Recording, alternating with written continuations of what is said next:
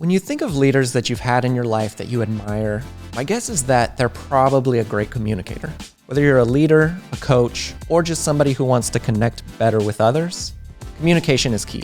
And luckily for us, today we have with us Impact's Global Coaching Performance Director. So good at communication, he literally wrote a book on it, Chris Marr. How's it going, Chris? Hey, Austin, great to be here. Thanks for inviting me on to the show. Yeah, of course. It's great to have you here.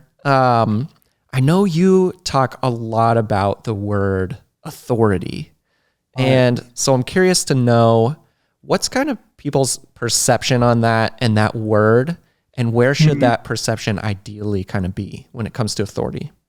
Yeah, I think this is a great place to start because I think the word authority can throw people off. I think that's part of the challenge of the book having the word authoritative in it. And I think some people probably think, I don't want to be authoritative, or I don't see myself being that, potentially because they've had some type of bad experience with authority, which can be, I think, construed as like something like power over, like someone's had power over me, and therefore it's become it feels like a negative, uncomfortable thing. Like, could feel like compliance, for example. I've had to comply because someone told me to do something. And I think a lot of people think that's what authority is, or they think they've got this character, a drill sergeant or a military authority, right? I think that's part of the challenge that I have to overcome in my messaging, is to help people see that that's not really what it's about. That's certainly, I can understand why people would think that way, but authoritative is actually much more about a characteristic of someone, which is much more about, like, to me, someone who's authoritative in nature. And I think this is a skill, by the way. I think everybody can learn to become more authoritative, hence the book, which is somebody who's like the type of person who people trust, right? If you wanted like a really honest and straightforward answer, you would go to somebody that's authoritative in their characteristics, right? Someone you trust, someone that tells the truth, someone that somewhat believes in what they say is accurate. They're also reliable, self-confident, and in turn likely to be respected. And it's not about obedience or compliance. It's just there's this set of values and characteristics that this person has that, who says this best actually is Seneca talks about this. It's like, I think it was Seneca. It says like, be like a smelly goat. A A smelly smelly goat. goat. In other words, you always know when that type of person's in the room with you, right? Mm-hmm. And that's kind of what we're getting at here, is like to be seen as that empowering leader, right? You have this set of values that you live and work by, and you're not necessarily changing yourself, like changing your values and try to be someone you're not just to please other people. And so that it's sort of, that's the embodiment I feel when I'm thinking about the difference between authority and authoritative. That authoritative person is like an empowering, confident, self-confident, driven by something within that leads to respect, I would say. Yeah, Does that's that help? huge. And that makes a lot of sense. And I feel like you can definitely feel when those kind of people enter the room. There's just a certain energy about them, like you said, that confidence. And Yeah. you mentioned respect as well. Where should authoritative leaders kind of draw the line between wanting to be liked and wanting to be respected? I think everybody wants to be liked to a certain extent, but where is that line?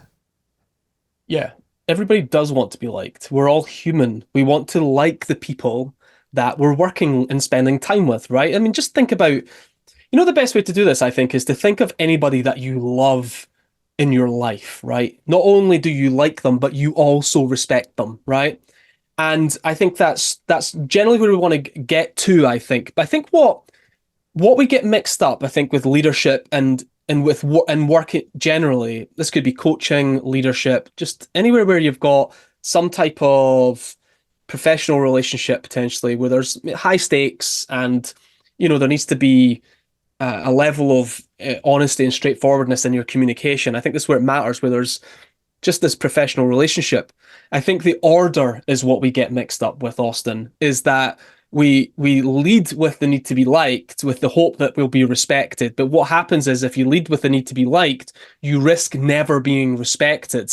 But if you enter into these relationships and these conversations with what we just talked about, these inner values and characteristics, where you don't really need anything from the people you're working with. I don't need them to like me. It'd be nice, but I don't need it.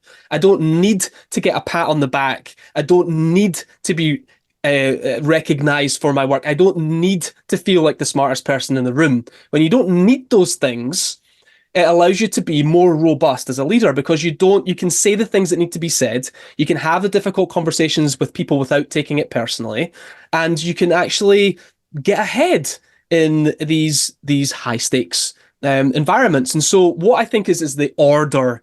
It's about the order and the priority for each of them.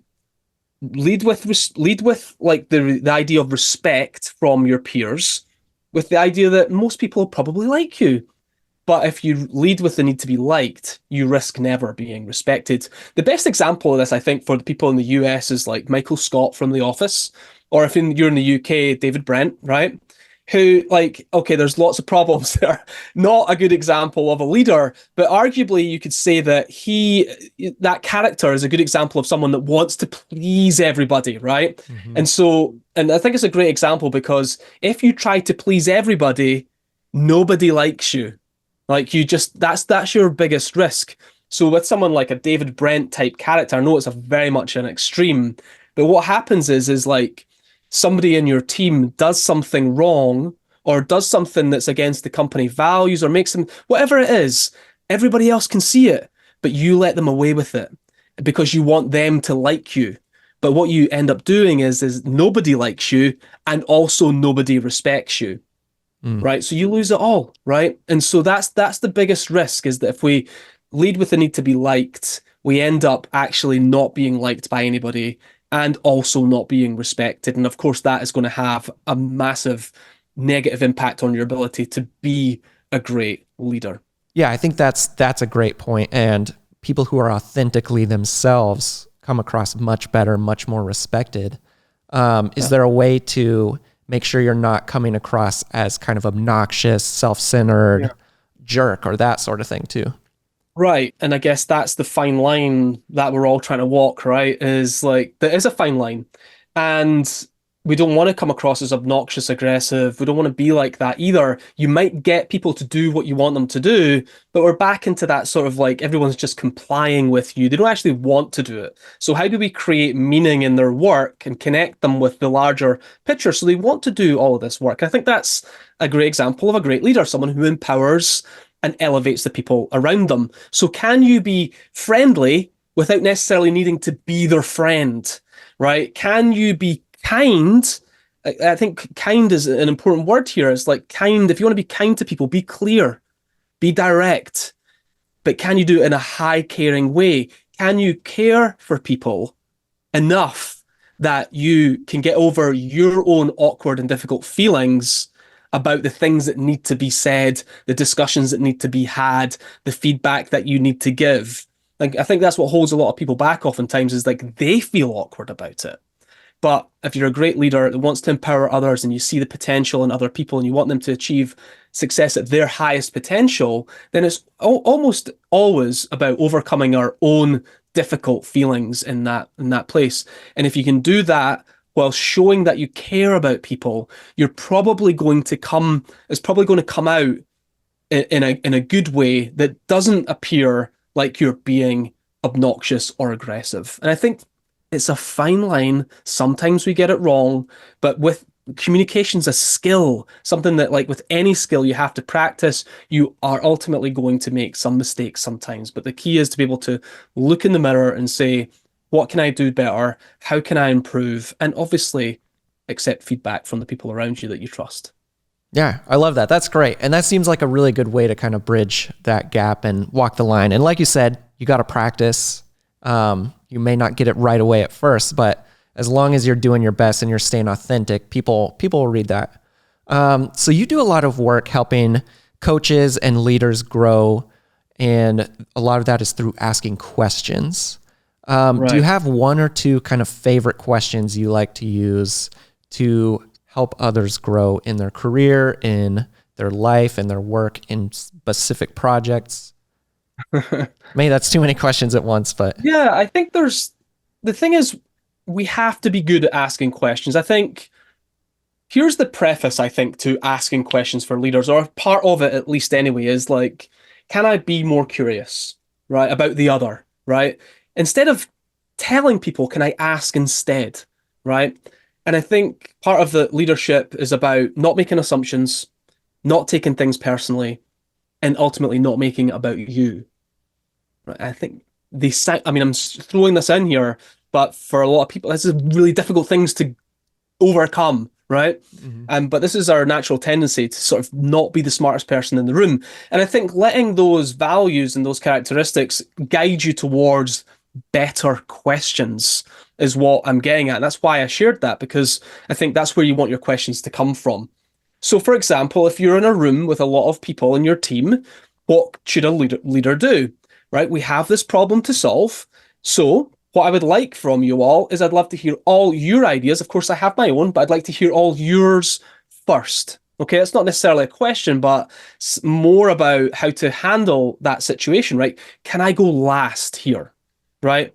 And there's a good chance they're going to have better ideas than you. And if you can repeat this sense, you're going to have that psychological safety in a room or within a team where they actually feel like their answers and their ideas actually matter to you, right? It's not just a technique; it comes from a good place, right?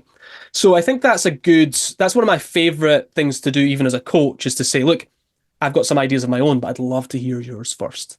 I Mm. think that sets a good sort of culture, if you will, within the team.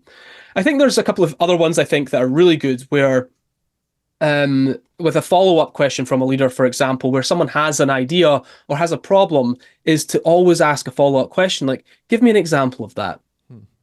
Give me an example. What's a scenario where this happens? Why is that so important to you? You know, like being able to just follow up and be back to being curious about the other. And I'll give you one last one, or maybe two more, which is the one I like the most is, especially when it comes from a place of curiosity, can help to disarm someone, is can you help me understand? Hmm. So, and fill in the blank, obviously. So, I'm curious, help me understand a bit better. So it's not a defensive, it's not an attack. It's like help. The word help is important in there, right? Hmm. Can you help me understand? What does support look like from me? And if there was one thing, if there was one thing that I could do differently for you as a leader to better support you, to make your job easier for you to grow in this company, what could I be doing differently or better for you? And I think that's probably a great last question, right? Is almost emphasizing the how a leader can really get over themselves and accept feedback from the people around them so that they can grow as a leader. And I think a question like that, asked in the right way, in the right space, with the right environment, with the right people, can help a team really see that this person is actually really genuinely here to support me and they're really trying to be the best leader that they can be. Awesome. I love that. Yeah, like you said, staying curious and staying a Yep. servant to those you lead is super important. Yeah. Staying a servant, but not being a people pleaser, Hmm. right? It's trying to get the balance between all of this, right? And it all leads into this idea that people will see you and respect you for who you are, and not and see that when they come to you, like we talked about at the start of the conversation, right? When they come to you with a problem, with a solution, with something they want to work out, they know that they're going to get like the right person to work with on this stuff, somebody that's actually can tell the truth and be straightforward and honest, but in a high, caring way. Awesome. Yeah, something I think we're all striving towards. Well, thanks, I hope. Chris. I loved the book. It was one I read in just one sitting, which is something I almost have never done. So really appreciated the read and loved a lot of the insights there. It's awesome, Austin. I'm glad you liked it. Thank you. Yeah, well, thanks for coming today, and we'll see you on the next one. If you want to be a leader or a coach that's authoritative, remember to work on the things we talked about with Chris today. If you and your team want some guidance on how to be a better coach or a better leader, contact us at impactplus.com today.